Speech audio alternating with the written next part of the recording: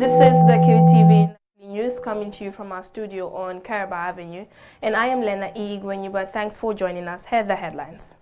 The Gambia government and Austrian government signed a memorandum of understanding through their respective defense ministries on small arms, light weapons and stockpile management. Following the Hajj Commission's presentation of the 2024 Hajj report, the Minister for Lands, Regional Governments and Religious Affairs told parliamentarians on Wednesday that government has no intention to increase Hajj prices this year.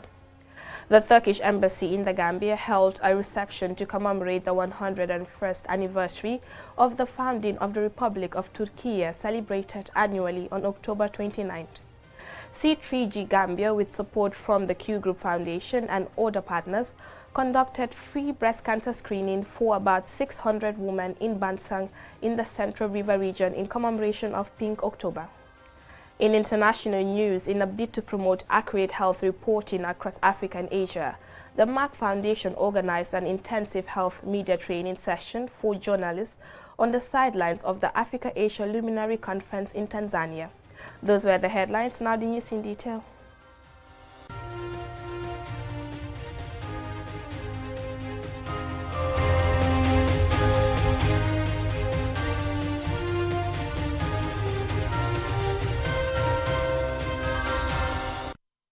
The Gambia government and Austrian government signed a memorandum of understanding MOU through their respective defense ministries on small arms, light weapons and stockpile management. Momodu Gajaga attended the signing ceremony and he now reports. Since 1970, the two countries have maintained diplomatic relations and collaborated in various fields, most notably education, migration and transnational crime. This new partnership is expected to boost relations between the two countries. Sering Modunjai, Minister of Defense of the Gambia, explains. Technical arrangement protocol that has been signed today is regarding small arms and light weapons, stockpile on conventional ammunition management and capacity building training for the armed forces. Well, this has been a process that we have been working, engaging our partners. The Gambia deposited its instrument of accession to the state party to the Arms Trade Treaty on June 13, 2024, becoming the 114th country to do so. And the treaty came into force for the Gambia on the 11th of September 2024. The country also signed a number of international arms treaties to ensure that arms and ammunition do not fall into the wrong hands. Here is Sering Modunjai again. So it is an obligation for every state party to exercise those control measures.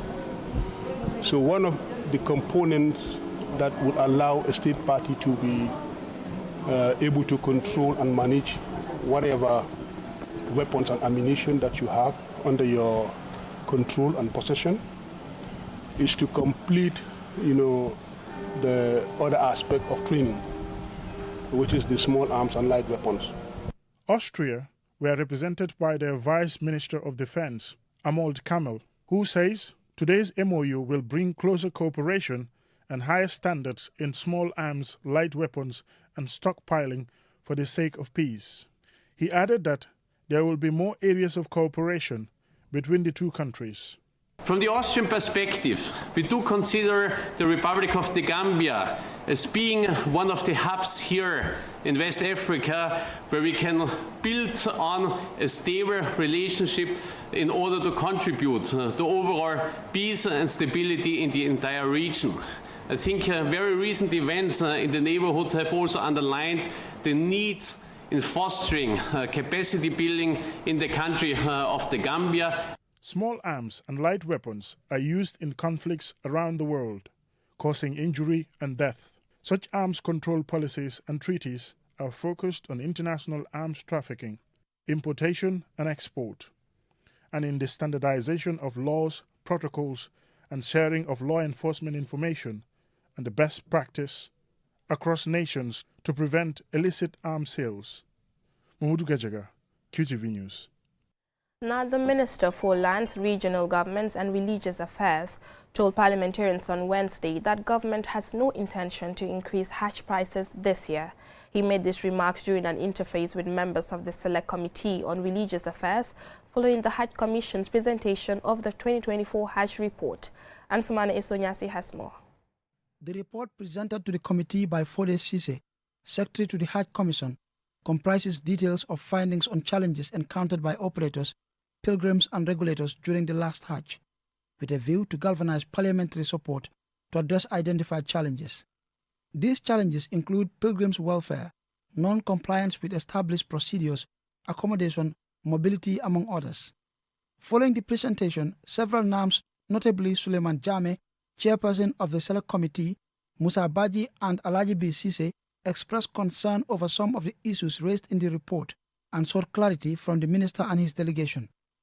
However, they all appeared to be particularly concerned with the delayed airlifting of pilgrims during the last Hajj, and equally sought answers from the Gambia International Airlines and Hajj Commission officials.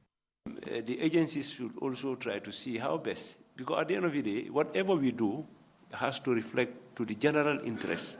That's why I'm saying the common good, the common goal, we all have to achieve one common goal. That is to satisfy the pilgrims. If the commission is doing the negotiations with them, and then yes, but you are definitely in line with regards to those of some of these things, and it's good that regulations are put in place so that our people live in the best of conditions whilst at the Hajj. The issue of compliance from the agencies.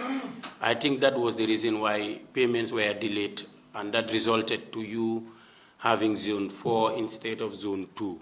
What have you done with the issue of compliance from the agencies? Responding to their queries, Religious Affairs Minister Hamad Nkeba says steps have been taken by government through satellite institutions such as the Hajj Commission and GIA to ensure that these challenges are addressed, and warns operators against increasing Hajj prices and signing contracts with hotels in Saudi before being granted license by the Commission, adding that travel agencies who don't comply with established procedures will have their license rescinded. Furthermore, he also revealed that operators will not be granted any waivers on taxable services, hence the need for them to comply with authorities. He also urged accredited travel agencies to ensure that Gambian pilgrims are not camped at various locations, but rather in close proximity to each other, or possibly at one hotel. I told them, we have no intention of increasing the Hajj this year. Absolutely. No justification for it. Government have not fixed the price yet. We'll fix it and let everybody know. Because last year they used the dollar depreciation between the dollar and the dalasi depreciation against the dollar. Then it was about 10%. This year, it has not depreciated much. When they were going to Mecca, it was about 68, 69. This year, it's about 71, 72. So you cannot justify any increase on the Hajj package. And secondly, the cost of packages in Mina, price have gone down this year. It has gone down. So we cannot be held hostage by operators who believe that they can do whatever they want to do. The cost of flight, I told them this year, we will not add a penny from what we paid last year. Several other speakers, including Numo Sane, Managing Director of the Gambia International Airlines, and Amirul Hajj Ibrahim Jaju, all implored NAMS to support the Hajj Commission and GIA as they prepare their budgets for the 2025 fiscal year. Answane Sonyasi for KTV News. The Turkish Embassy in the Gambia held a reception to commemorate the 101st anniversary of the founding of the Republic of Turkey, celebrated annually on October 29. More in this report. Büyük Türk milletinin bir ferdi olarak bu kutlu güne kavuşmanın en derin sevinci ve heyecanı içindeyim. Turkey's journey to independence is a remarkable tale of resilience, evolving from the powerful Ottoman Empire, which lasted over 600 years, into a modern nation. Following World War I, Turkey embraced a new identity under the visionary leader of Mustafa Kemal Atatürk, prioritizing independence and Turkish identity. On October 29, 1923, the Republic was established. The event in Banjul honors Turkey's enduring spirit and the people's quest for self-determination, Here is Fahri Turka Oba, the Turkish ambassador to the Gambia. For us, republic means much more than a regime. When we look at what is happening beyond our borders, nowadays we better understand and appreciate its meaning and the importance of unity. On this note, I commemorate the founder of our republic, Mustafa Kemal Atatürk, and his comrades in arms with respect and gratitude. Turkey and the Gambia are brotherly countries. Our friendship is based on shared universal values. We enjoy a strong cooperation in international fora such as the UN and the OIC. Long live Turkey, long live the Gambia, long live the Turkish-Gambian friendship. Yaşasın Türkiye Cumhuriyeti, yaşasın Gambia, yaşasın Türkiye, Gambia dostluğu. During the reception, Serin Modunjai, the Gambia's Minister of Defense, emphasized the enduring friendship and strengthening relationship between Turkey and the Gambia. He expressed solidarity with Turkey, condemning the recent terror attacks and reaffirming the Gambia's support for Turkey's resilience. The Republic of Turkey remains a very important partner of the Gambia, especially in the area of security, defense, human capital development, trade and investment, and cooperation at the international level. Hence, the government of the Gambia joined other civilized nations in totality condemning the 23rd October 2024 terror attack on the Turkish aerospace industries in the outskirts of Ankara. We denounce the act of terror, and in the same vein, we pray for Allah subhanahu wa ta'ala to grant the departed soul Jannah.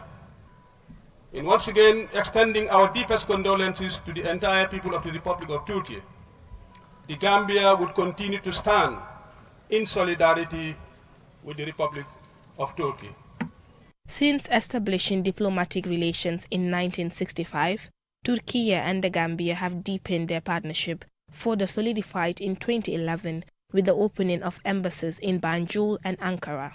Their relationship has flourished through initiatives like the Joint Economic Commission, Turkish Marif Schools, TICA projects, Turkish Airlines flights, and scholarships for Gambian students, significantly enhancing cultural and economic cooperation. Reporting for QTV News, I am Lena Iigwanyiba. We will now go for a commercial break. When we return, we have more local and international news stories. Do stay tuned.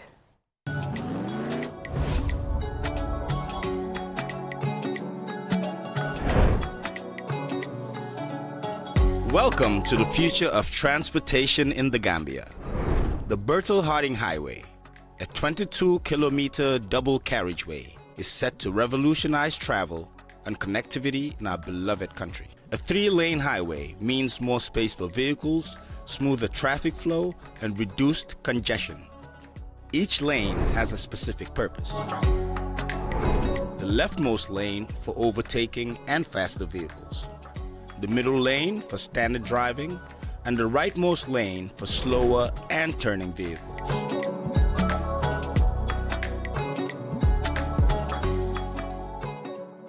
Q Money and Orange Money has just made money transfer easier. Now you can send money from Gambia to Senegal directly from your Q Money wallet. So what are you waiting for? Get your Q Money account now and start sending money to your friends and families through Orange Money in Senegal now.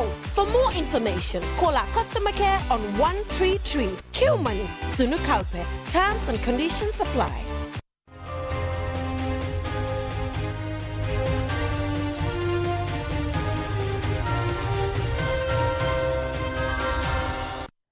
Welcome back, and this is QTV News. Now, C3G Gambia, with support from the Q Group Foundation and other partners, conducted free breast cancer screening for about 600 women in Bansang in the Central River region in commemoration of Pink October. The month is set aside to raise awareness of breast cancer. Usman Jata tells us more. Breast cancer is a disease in which abnormal breast cells grow out of control and form tumors. If left untreated, the tumors can spread throughout the body. This free breast cancer screening conducted by C3G Gambia seeks to complement the government's efforts to tackle the deadly disease. Dr. Abubakar Jah is the chairman of the C3G Gambia. Confrontation is something that people don't like to say. We don't want to confront, we want to negotiate. But with cancer, you don't negotiate, you have to confront it. You have to be there, you have to confront it, and that's why we chose that word. So we are confronting cancer now. We're telling cancer that you're not going to win. We are going to win. We are going to discover you early and destroy you. And today, actually, we have actually started destroying some cancers right here using our thermocoagulation machine. So that's why we're confronting cancer. We're caring for people who have cancer, because in the confrontation, one of it is to prevent it. Inaugurated in 2021, the C3G Free Cancer Lab aims to provide cancer diagnosis, treatment, and care in the Gambia at no cost to its citizens. The C3G project collaborates closely with partners, including the Japanese government and Vista Bank, to achieve this mission. Asiat Njai represented the managing director of Vista Bank during the event. We are an international financial institution, and our vision, one of our visionary objectives, is to enhance and empower women entrepreneurs, women businesses, and women financial management. And based on that, we are very proud to be associated with the Vista Bank's collaboration with the Cancer Confrontation, Consolation and Care, the Gambia. The event drew a large crowd, with women of all ages taking part in screenings that included clinical diagnosis and counseling. Healthcare professionals offered essential information on self-examinations and importance of regular checkups. Njeme Jawa was one of the beneficiaries of this initiative. The screening is crucial because it is free, unlike paid screenings elsewhere. Moreover, the convenience of having it right at our doorsteps allows us to easily assess our health status. Recent statistics shows that breast cancer is the second most common type of cancer in the country, with an incidence rate of about 15% and a mortality rate surpassing 50% as of 2020. Osman Ba, the governor of the Central River region, emphasized the need for united efforts to combat cancer in the country. National development is about collective responsibilities. We all have responsibilities in it. Therefore, if we move together and we work hard, sooner rather than later, we'll kick out cancer in our country. This initiative by C3G Gambia sends a strong message that early detection saves lives. Participants left not only with health checkups, but also with a renewed sense of hope and heightened awareness. Osman Jata, reporting for QTV News. Fighting cancer and definitely winning cancer. Away from that, after the construction of the OIC roads and the successful hosting of the OIC Summit in Gambia in May of this year, we gathered insights from some drivers and a pedestrian about how these new roads have improved the daily travel experience for them and for countless other road users. Usman Jata again.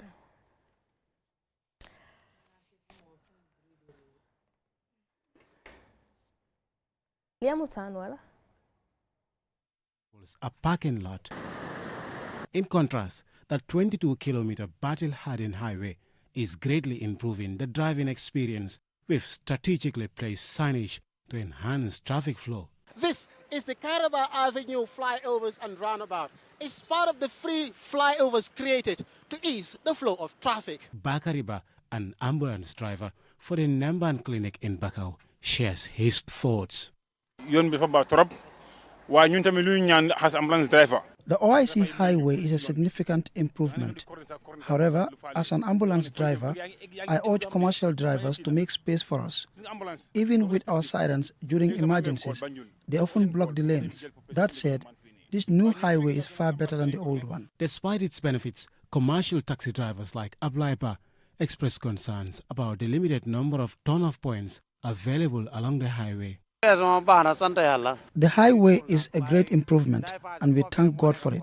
However, the main issue is the diversions. They are too far apart, which is not favorable to us. Lamin Drame, a pedestrian, highlights the importance of building feeder roads to help reduce congestion during rush hour. If the feeder roads are okay, then the traffic congestion will finish. But the feeder roads are not good, especially when you are on a bicycle. Like me, I normally do bicycle. So when I'm coming, there are a lot of potholes, a lot of mods, especially when the rain start coming. Despite the concerns raised, many commuters regard the new highways as a game changer. As the Brikama-Westfield route remains congested, more commuters are beginning to seek alternative routes, highlighting the urgent need for solutions to the country's long-standing traffic issues. Osman Chata, reporting for QTV News. The University of the Gambia on Wednesday held its 13th matriculation ceremony, warmly welcoming new students from across the nation and beyond to its diverse academic community. The event, hosted at the university campus in Kanifing, marked the official beginning of the academic journey for over 1,000 students admitted into various undergraduate and postgraduate programs. Lolem Kamara has the rest of that story. Senior university officials, faculty members, students' families, and other distinguished guests attended the ceremony. In his welcome address, the UTG's Vice Chancellor, Professor Herbert Robinson, emphasized the importance of education in building the nation's future. While pointing out the competitiveness of this year's process, he added that the university is a place to pursue academic success and build a foundation for personal growth and development. This year's admission, like previous years, has been very competitive. We received 1,743 applications. However, we could only admit 1,075. Out of this number, 527 are males, representing 49%. 548 are females, representing 51%.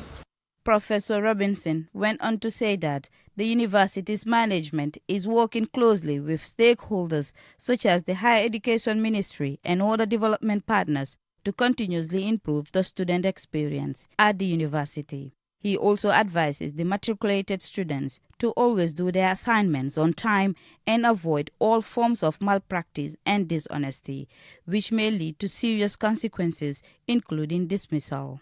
The University of the Gambia has a zero tolerance for any form of misconduct, and we take it seriously. Appropriate actions will be taken against those who violate the rules. Please adhere to the rules and regulations outlined in the student's handbook. During the matriculation ceremony, students took an oath of commitment to abide by the university's code of conduct, signaling their readiness to uphold the institution's values. For many new students, the ceremony was both inspiring and momentous. Dayasin Bai, a first-year law student, and Juldan Jai, a fourth-year journalism student, shared their excitement about starting a journey at the University of the Gambia. I feel so happy and proud of myself, knowing the number of people that applied and the people that were accepted. At this age, seeing people that are way older than me in the university, so I feel so happy and proud. I know it's going to be a daunting task, and I know the challenge ahead, it's not going to be easy, but I am well prepared both mentally, emotionally, and professionally to handle this particular challenge that really lies ahead of me. But I must say I am really excited to be here. This is something that I've always wanted to do, to come to the university and study journalism. So this is the biggest opportunity of my life. The University of the Gambia's 2024 academic year is now underway, promising another year of academic excellence and vibrant student life. The matriculation ceremony has set an optimistic tone as students embarked on their educational pursuits, ready to make meaningful contributions to their university and beyond. For QTV News, Lolly M. Kamara. Coming up next are some international news.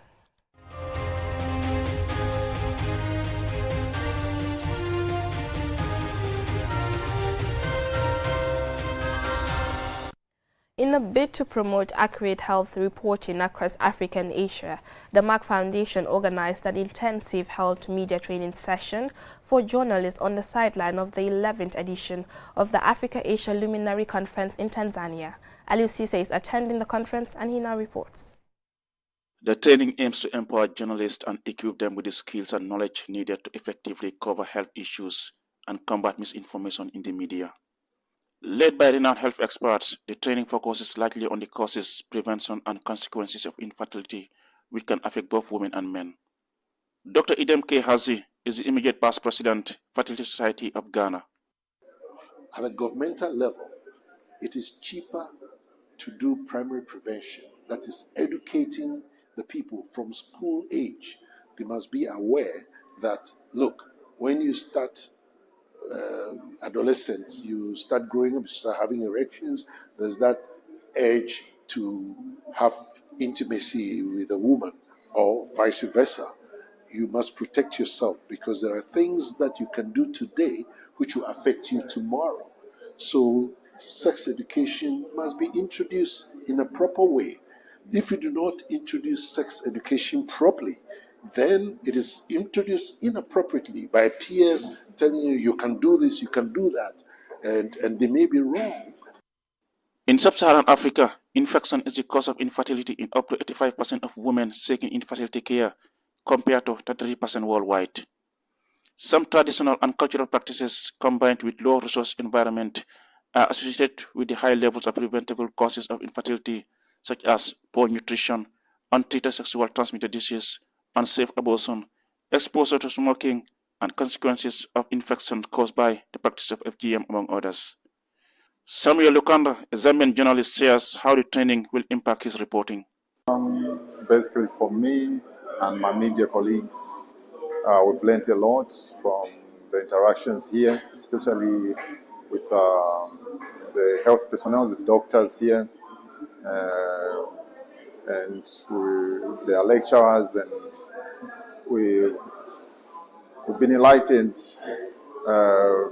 about some of these diseases. So it has empowered us to go and write really articles with depth and understanding. The training is expected to bridge the knowledge gaps and elevate the health reporting standards, thereby reshaping the public health narratives through factual and insightful media coverage. Reporting for QTV News from Tanzania, I am Aliu Sise. Well, that's all we have for you in this bulletin. Join us at 10 p.m. for another bulletin. Thanks for watching.